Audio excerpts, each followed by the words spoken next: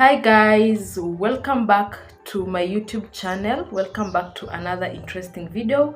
In case this is your very first time here, my name is Diana and I'm a Kenyan and I'm an Airbnb owner. And today guys, on this video I'm going to be talking about Airbnb business in Kenya. So guys, a lot of you have been asking me questions about the business, and I just decided to use my platform to educate you guys and so many people out there who might be interested in the business. So guys, like this video, share this video, comment, drop your comments, tell me what you want to know about Airbnb business, whatever questions you might have. So guys, I have a book here. I have written down a little bit of the questions that people ask me. So I'm just going to speak from my own experience because I've been in the industry for 2 years now. This is I'm almost ticking 3 years. So guys, let's like this video, okay, and make sure to tell me what you think about it. So let's start by, okay, so many people don't even know what an Airbnb is. Okay, for me, I didn't know what an Airbnb is until I ventured into the business. So first things first, what is an Airbnb? I do not have the answers here, but I'm going to be speaking from what I know. Airbnb means bed and breakfast. So this is accommodations to people who are traveling, couples who want to change locations, stuff like that. But for the business that is in Kenya, most of the Airbnbs do not offer breakfast. Most of the people that offer breakfast are the hotels. Okay, so guys, an Airbnb is basically accommodation. And the first thing that I'm seeing on my book is how to set up an Airbnb. And I'm also going to be talking about how to source an apartment, the location, how much it costs to set up an Airbnb, how to source for clients and stuff like that. Guys, okay, I hope hii video haina echo cause kumenyamaza and I'm just feeling like I'm shouting too much. So guys, let's start with how to set up an Airbnb.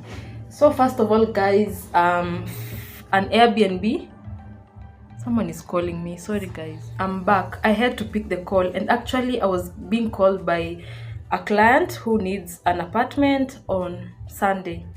Okay, so tuendele na education.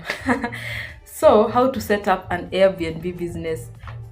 Kwanza Airbnb, it only entails you furnishing the apartment, you know. So to set up Airbnb is not hard. Ama tungeanza na sourcing apartments. Yeah, tuanze na kusource an apartment.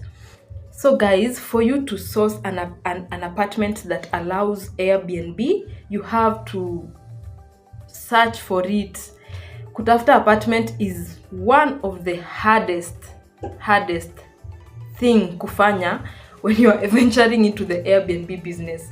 So many people don't allow Airbnb business. That's one, most of the landlords.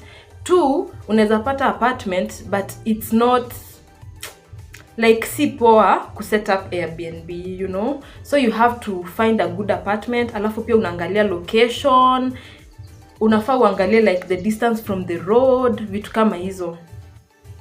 So for you to source an apartment, most of the people use agents ku source apartments. Si mnajua hawa agents wenye hutafutia watu manyumba. Most of them know the apartments that allow Airbnb. Alafu there are some apartments mostly in the high end locations kama Kilimani, Kileleshwa. Those people, most of the apartments zinakwanga tu zinakubali Airbnb. But for locations kama Rongai, Ruaka, Thika, hizi locations zingine Utawala, you have to source an apartment yenye inakubali Airbnb. It's not easy, and that's one of the hardest thing to do. So ukishapata apartment, that's how you set up now the Airbnb. You furnish according to how you want. Kuna vitu zingine haufai kukosa kwa Airbnb. One of them is the Wi-Fi. Smart TV, microwave, kupika, the gas, bed, vitu kama hizo. Smart TV. Nimesema smart TV? I'm not sure. Yani, you have to furnish an apartment as if you are furnishing your own home. So, and one thing I will advise anybody venturing into the business, tafadhali furnish your apartment very well. You will never miss clients. Unaweza pata uko booked for the whole year, yani unapata tu bookings just simply because you took your time to furnish your apartment well. Hizi vitu mimi nawaambia guys, I didn't know them when I was starting Airbnb business. I had no idea. Mi hata kwanza sijui, I didn't even have a smart TV. I didn't have decent curtains. I didn't have, yani siku kwa, guys, I didn't it's really funny. I didn't have hizo vitu mob, but I just decided to take the risk, and then nika set up apartment moja, a small studio, then nikaenda nikiongeza the other apartments. So guys, once you've sourced your apartment and once you've furnished, that's it for you. So kazi yako sasa itakuwa tu kutafuta clients, and if you're going to be using somebody to clean your Airbnb business, make sure to have someone who is clean na mwenye anaelewa kitu anafanya. Not so many people can do this. Juu unapata you get someone to clean your apartment, lakini nyumba si clean enough for, yani hiyo Airbnb standards, okay? So nimemaliza how to set Airbnb, kusource apartment. Location, guys, I have told you, you need to get a location that is good. Yani unatafuta ufai kutafuta nyumba yenye iko mbali from the main road, especially places kama Rongai. Ufai kutafuta nyumba yenye iko mbali na barabara. So make sure to have a good location for your business. Hiyo ni kitu ingine nina emphasize. Location really matters. If you have like, okay, so guys, tumesema location is something that you should look into when you want to venture into the Airbnb business. So the other thing that a lot of people always ask me, Ati, how much is it to set up an Airbnb? How much can it cost? And I will say this, it depends with the location that you want to set up your Airbnb. Location is different. Pricing ni different kila mahali. Tuanze na, should we speak of Kilimani? Yeah, let's speak of Kilimani. I'll use Kilimani and Ruaka. So, from my own experience, hii sijasoma mahali ama vitu kama hizo, but Kilimani is a good location to set up your Airbnb business. If you're a real investor na uko na pesa, why not? For studios in Kilimani, the rent huanzia maybe 45, 40, 50, 55 hapo. That is per month. So guys, if you can afford to pay that rent and you can afford to furnish your Airbnb well, please kindly go for it. Westlands pia nyumba hukua expensive than Kilimani, but if you have the money and you have, unajua pesa ndio kila kitu hapa, okay? So if you have the money, I would advise you to go for high-end locations. Reason being, kuna watu like, sasa hata nasema nini, maneno zinapotea kwa mdomo. So guys, if you have like the amount, just do it, because those are good locations zenye hazikosangi clients. Unajua kuna nyumba zingine zinakanga bila clients for even 1 week, but uko I can assure you won't miss clients. Ikuwe ati season iko aje. Kwanza season ikiwa juu, ndio watu hubook, like unapata mtu amekaa 3 months, 2 months, unaona. And then furnishing an apartment in Kilimani needs a lot of money. Guys, niko sure you've seen Airbnbs being advertised all over. You've seen. So you can just tell by how it looks. Nyumba za Kilimani mnaonanga venye zinakaa. Westlands si mnaona, Lavington mnaona, Kileleshwa si mnaona. Make sure to furnish your apartment very well when you have the money. And I can advise you, if you have the money and the ability to do it, just do it. So let's talk of Ruaka. Ruaka, a good studio, 13,000, 15,000. Hiyo ni studio poa, imeweza, iko sawa. It's Airbnb standard. And for you to furnish a studio in Ruaka, you don't need a lot of money. Huko kwanza hata rent unalipanga deposit za miezi 2. Lakini huko Kilimani na Westlands unalipa deposit ya miezi 3. So if it's going for 50,000, you pay 150,000 ndio uingie kwa nyumba. So guys, that's the difference between Kilimani na Ruaka. If you have like 250,000, 300,000 and you want to venture into this business, consider locations kama Ruaka. Alafu kuna locations poa that you'll never miss clients, but the houses are cheap. My advice from my own experience, as I said, I'm speaking from my own experience. I would advise someone to venture into Thika Road. Uko sijui Thika Road kama sijui Ruaka kama iko Thika Road, but Ruaka is a good location for business. Pia uko Kamakis, uko Juja, Thika uko, cause most of the people uko kuna kwanga na raha. Tuambiane ukweli, uko kuna kwanga na raha sana, and a lot of people tend to book Airbnbs in those locations. And then another location that might be good, Ngong Road.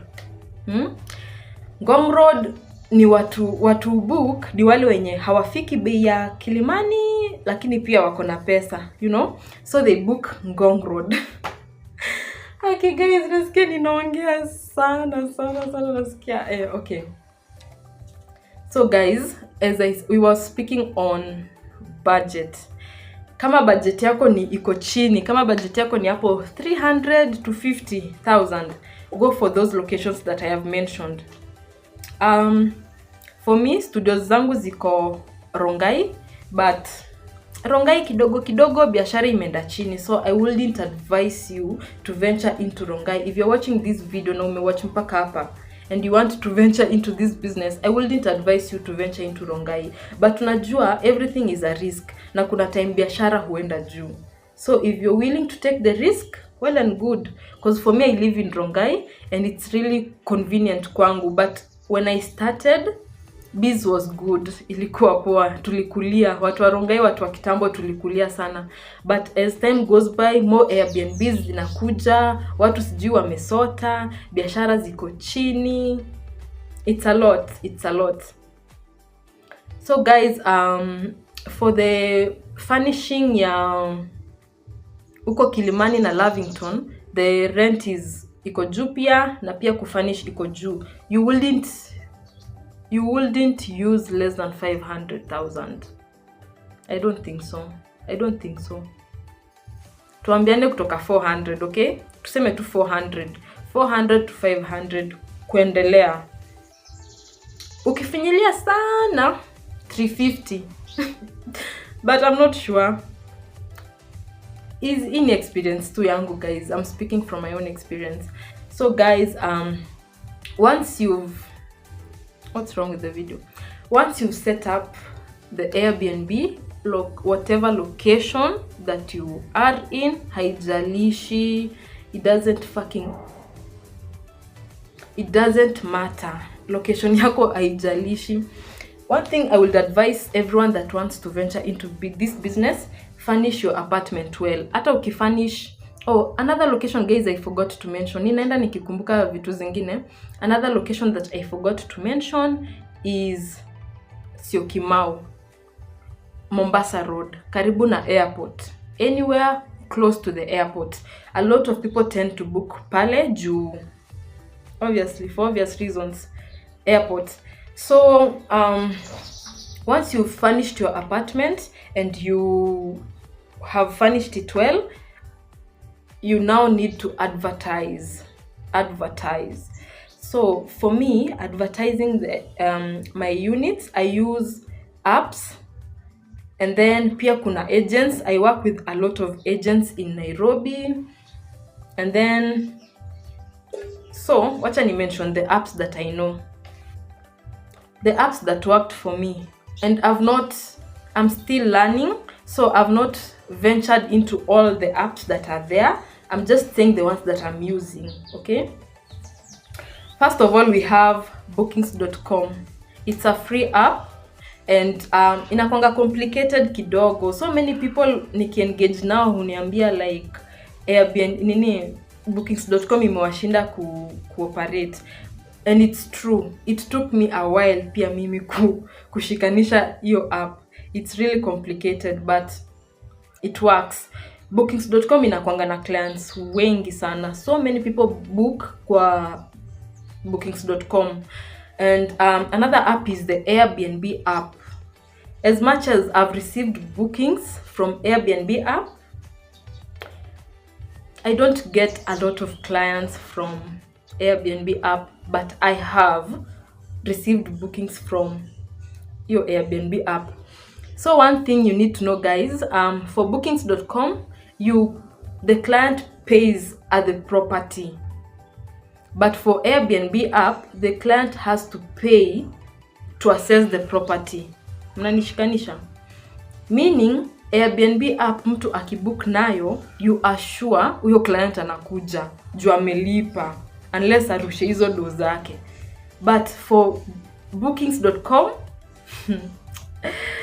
so many people who book to sijui wana booking hapa units 5, and then now they'll choose wataenda gani, because you don't pay before.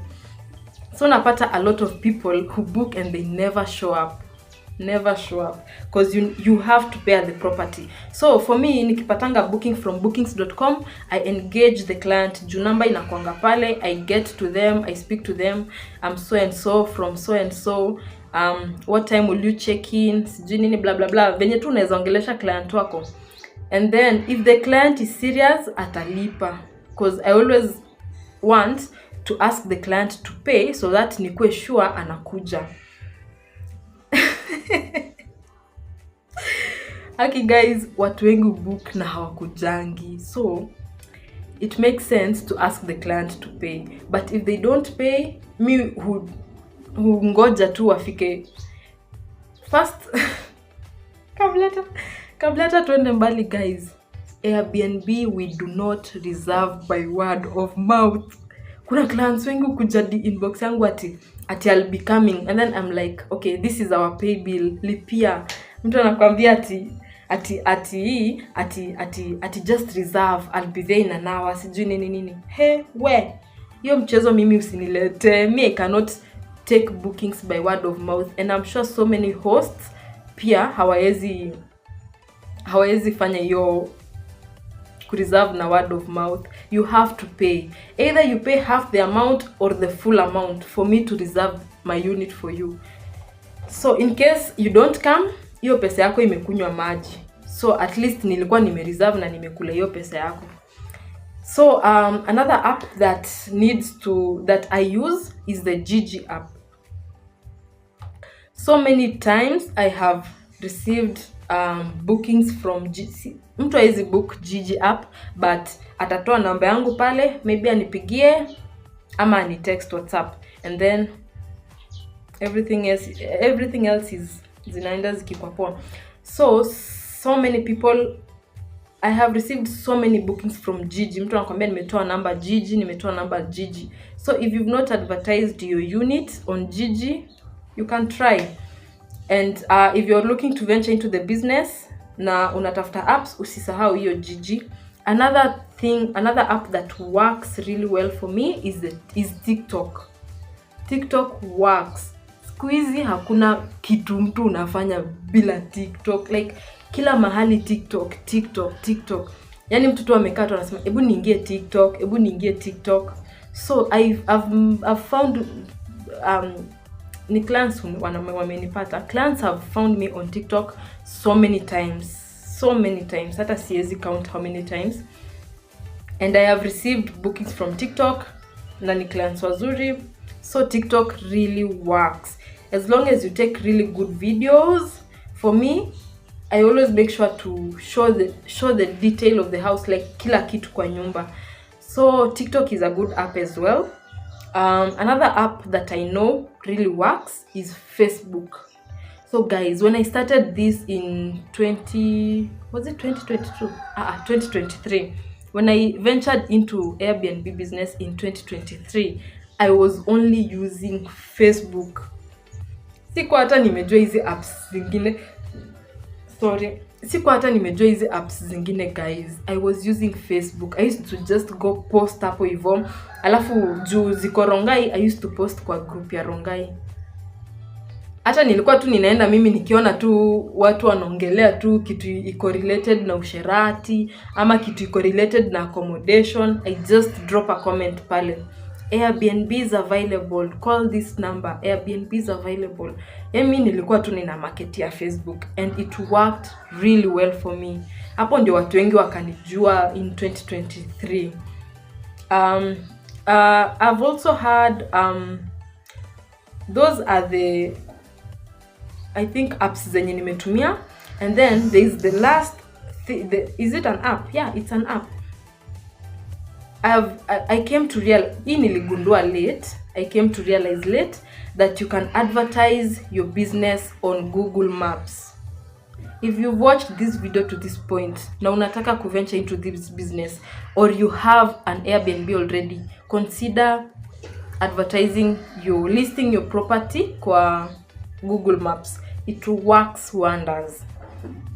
That was another life-changing app that worked for me, because a friend of mine just like told me, we nasiweke hii Airbnb yako kwa Google Map, just like that, and I was like, what's that?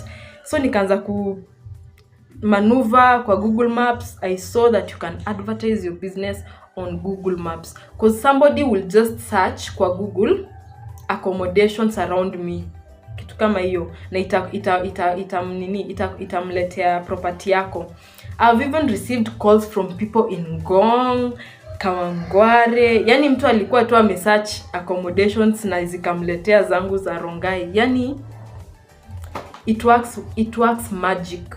Okay, kama umewatch video to this point, because not so many people watch videos to the end, but I'm giving you tips. So make sure you've listed your property kwa Google Maps. I don't tell people about it so much, but Google Maps ina work wonders.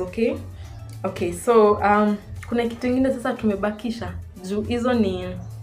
Those are the apps that you advertise.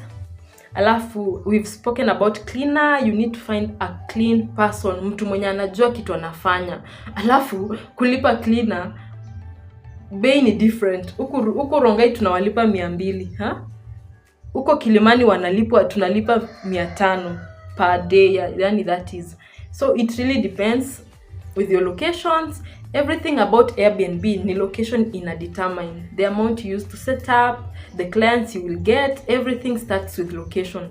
But one thing I will always tell the people who consult me, Airbnb haina limitations. Ati ukieka Mombasa itashika, ati ukieka Kilimani itashika. Just furnish your unit well and advertise. Clients will always come. Na locations zote ziko na biashara, zote. Just choose penye budget yako inaangukia and where it's convenient for you. Like for me, I live in Rongai. Siwezi enda nieke apartment pale Juja, because I have to assess my apartment often. Though kuna wase huishi hata majuu na wameka ma Airbnbs. I don't know how they operate, but for me, I always have to visit. Sikosangi twice a week, 3 times a week, because I cannot trust mtu mwenye ananioshea. These people don't clean well. They can't clean how you can do it yourself, because how they don't get the little details. Yani unaweza pata hata ukuta iko na uchafu, vitu kama hizo, and umelipa mtu, What What else should I talk about, guys? I think hizo ndio maswali zenye nimekuwa nikiulizwa sana. So many people come to me asking about Airbnb and I always answer. So that's why I've decided to do this video so that lots of people can watch. If you want to venture into the business, you're welcome to the industry, you can do it. Na usiwahi jidoubt ati sijui nini. So me by there, acha niwaambie guys, don't doubt yourself. If you want to do something, atunaanza kujishukushuku, you're weighing. Do not. If you want to do this, just do it. I have a colleague, ni host wa Rongai, we are friends. I always told her, kitambo sasa, last year I think, I used to tell her, aiwe, mi naeka Airbnb ingine, clients watanipata mbele. I used to just be positive that clients watakuja, and they always come. Juu kuna season busy ko juu, kuna season busy ta drop. All you have to be there for it. Yani lazima ukwe tu umetosheka na what you're doing. Nimeongelea cleaning. Oh guys, and then when you're sourcing for the apartment, make sure to get a secure location. Nyumba yenye iko na watchman, iko na CCTV, because so many clients wanakujanga with other intentions. Kuna wale wezi, sijui nini. And then let me now go. Tumeongelea ku set up Airbnb, ku advertise, vitu kama hizo. Let's speak about clients. Acha tuongelee clients. If you not kama uko na roho ndogo yani, do not even deal with these clients. Just set up your unit na utafute watu kama sisi tukumanejie, because clients can show you, inasemwa clients can show you nini, shege ama ni nini. Yani clients wanaweza kuonyesha vituko. So many clients unaonanga wameanikwa ati wameiba. Yani unakuja kwa Airbnb kuiba, seriously. And other clients come in wanachafua nyumba. Let me not even talk about niongele ama nisiongele. I'm just nataka tu kucheka kwa sababu clients. So let's talk about clients for a minute tu kidogo tu. So you have to be careful with where you set up your Airbnb juu ya watu kama hao. Kuna wenye wanakujanga wanaiba. Unapata mtu amekuja na suitcase, amekuibia hata microwave, vitu tu ndogo microwave, mtu amekuibia maybe blender, yani hizi electronics zenye zinaweza bebwa hata na suitcase, you know. Some even steal your TV. By the way, there is a friend of mine who was telling me ali set up Airbnb Rongai. Before I set up mine, she set up her unit na alibiwa kila kitu. So guys, make sure that ukitafuta apartment, get a secure apartment. Nyumba iko na CCTV, nyumba iko na watchman, ama iko na mtu mwenye ako hapo around, because clients the moment wameona maybe kuna CCTV wataogopa some sort of way. Kuna wale wezi sugu, they won't even fear, wataiba tu. But most of the clients wakiona CCTV they freeze. So make sure to get a good apartment on that. Alafu kuna wale clients wenye make sure you're strict. Kuna wale clients wanakujanga, and then guys, Airbnb hakuna mahali unalalanga. Hakuna mahali unalalanga alafu unalipa ati ukitoka. Hiyo mlisikia wapi? Where? Hakuna mahali you pay before you enter kwa Airbnb. For me, kama hautaki kulipa, just leave my property. I won't force you. Juu unajua kuna wale wanakujanga, I have to see the apartment, sijui nini. Sasa hizo mimi hata siko hapo. We have key boxes for that. Najua naongea vitu zingine hata watu wengine hawajaisikia. We have key boxes for that. So if we have the key box for there, hiyo key box haijawekwa hapo ati maridadi. It's used to store the keys. So you pay to access the keys. Okay, so many clients, they've come to, wanaendelea kujua, unaona? Wanaendelea tu kujua pole na wanaendelea kuadopt hiyo kutumia key box. But some clients, I've lost so many clients who've come na hawataki kulipa ndio niwapatie code ya keybox. So many clients have come na wakaenda, and I always don't force. Mi wanakwambia tu, if you don't want to pay, just walk away, as long as you don't access my apartment bila payments. If I'm around the premise, well and good, nitakufikisha kwa nyumba unilipe, mi niende zangu. But if I'm not there, what do you want me to do? Unataka nifanye aje? Anyway, that aside, tuongele wale clients wenye hutoroka na bills. Mtu amekaa kwako 1 month ama tuseme wiki 2. 1 month ni mingi sana. Tuongele wiki 2. Amelipa wiki 1. Hiyo ingine anaendelea kuambia ati banki sijui nini, sijui bank, sijui check, sijui nangoja pesa, sijui I lost my mother. Yaani wanakuanga na excuses yaani wanawakosangi excuses. Sasa unashangaa utafanya. For me, I've never encountered such. I'm speaking from people's experience.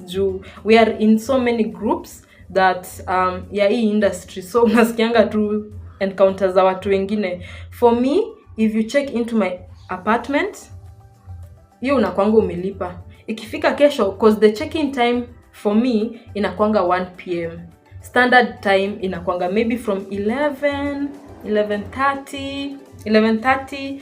Kuna watu wa 12, kuna watu wa 1, kuna watu wa 2, 3. For me it's 1. Kutoka 1 unaweza ingia kwa apartment yangu. Na kutoka ni saa 4 asubuhi. Hautatoka hiyo saa 7 uliingia. There is hakuna Airbnb kuna 24 hours time.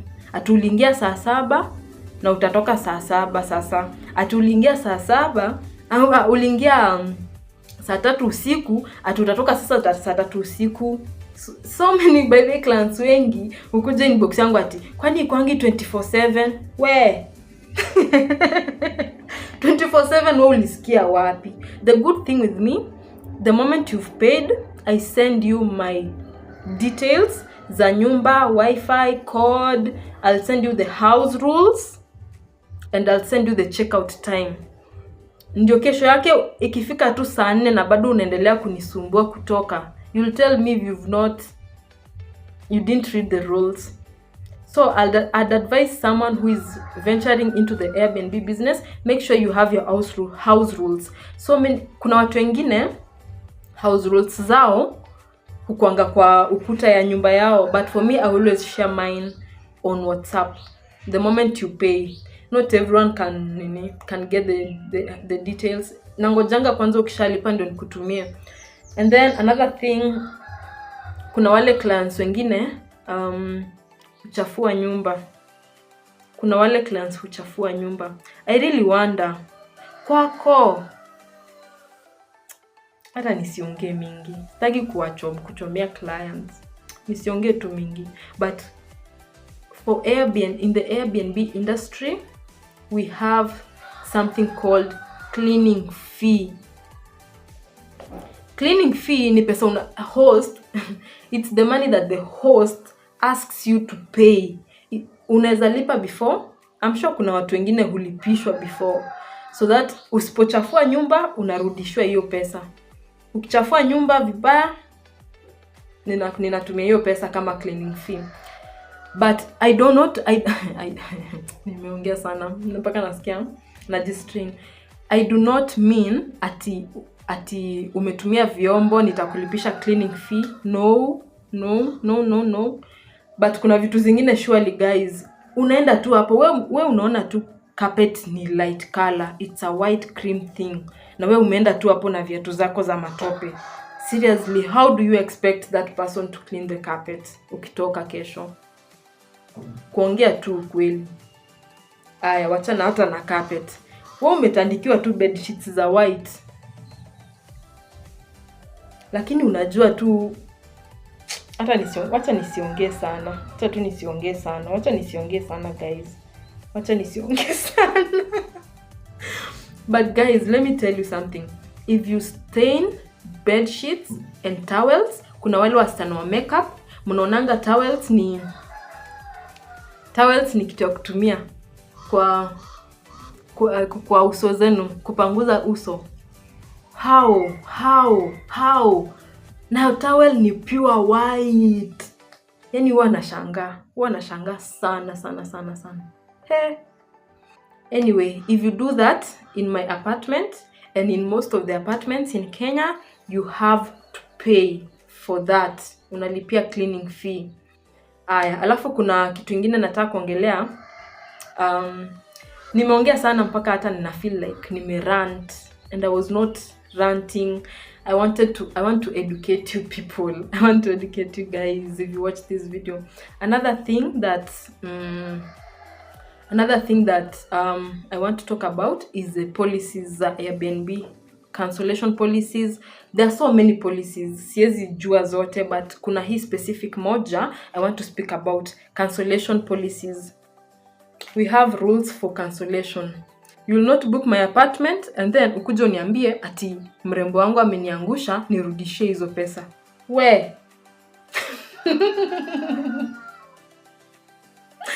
we tuheshimiane na tuheshimu biashara ya watu wengine. How would I reserve my apartment for you? Nimekataza watu wengine nyumba, alafu unakuja kuniambia nikurudishie pesa. How? So we have timelines for that. Kuna kwanga, I think, I'm not very sikumbuki, but there are stages of refund.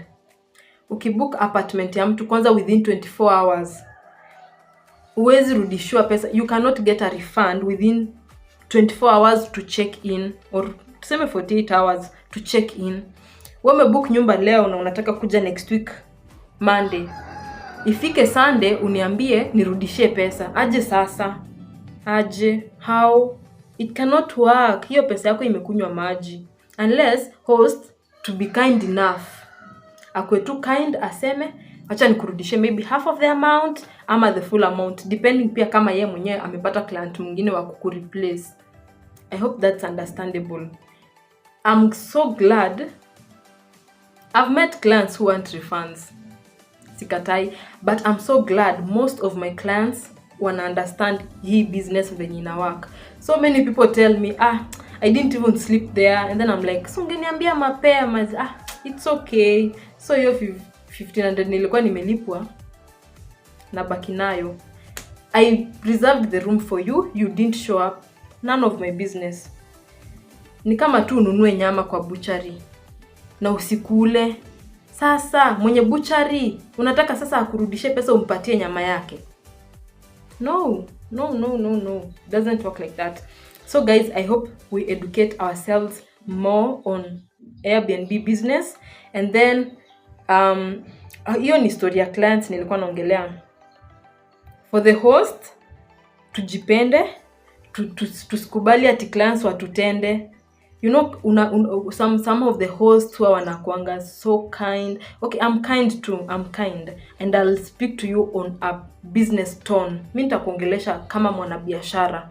I'm not here to play about my business. You don't know what it takes to maintain your business, you know? But some of the hosts, kuna wale sijui tuite desperation ama unapata host. But I can say I was like this before because I was new to the industry. Sikukuwa ninajua vitu mingi, but hakuna mtu ashailala kwangu akatoroka bila pesa. No, that has never happened to me. But mara za kwanza I didn't know hii kitu inaitwa cleaning fee. So many clients used to mess up my house and I was like, okay. So many people you messed up my house mara za kwanza and I didn't know about cleaning fee. But the moment I realized kuna cleaning fee, unalipia venye umechafua. I'll tell you the amount you need to pay because hakuna mtu mwenye ataosha hiyo nyumba. Hata cleaner mwenyewe atakataa kuosha hiyo nyumba ikikaa hivyo. Atakwambia hii nyumba leo ni chafu. Na ni hivyo, you need to pay more. So tumeongelea cancellation fee, we are done with that. So if you book an apartment and you want to cancel, if you book from the apps, izo Airbnb, bookings.com, they always have your cancellation policy. So kabla book apartment, make sure you read the cancellation policies and other policies zenye ziko. Kuna rules zingine, pets are not allowed, parties are not allowed. Nimesema parties. Pets are not allowed. Partying is not allowed. Smoking is not allowed, children are not allowed. Yani just make sure you've read all the rules zenye zinakuanga zimepatianwa hapo, cause it applies in real life. Unaweza kuja hapo wewe unafikiria umebook 2 bedroom, umeleta watu 16 kwa nyumba. On generally for studios na 1 bedrooms, it accommodates 2 people per stay. And then for 2 bedroom inakuanga ina accommodate 4 people. Zikienda zikipanda like that. 3 bedroom, 6 people, 7 people, depending on vitanda ngapi ziko kwa nyumba pia, cause per bed ni watu wawili. So huwezi kuja unless there is an extra, maybe extra bed, extra mattress kwa 1 bedroom, is when you can have maybe 3, 4, but make sure you communicate well na mwenye nyumba. I think that's it. That's it for nimeguzia almost everything kwa Airbnb. Sijui kama kuna any other questions.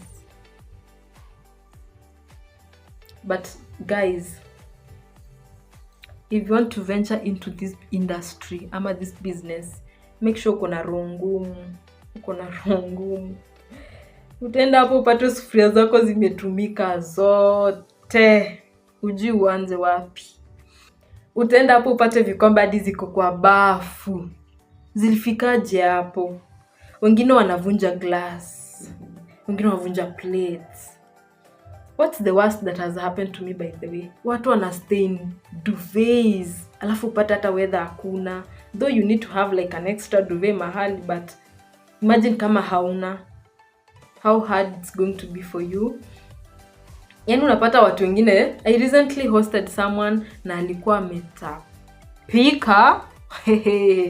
Mtu ametapika hapo kwa before uingie kwa bafu iko na matapishi. Oh my god.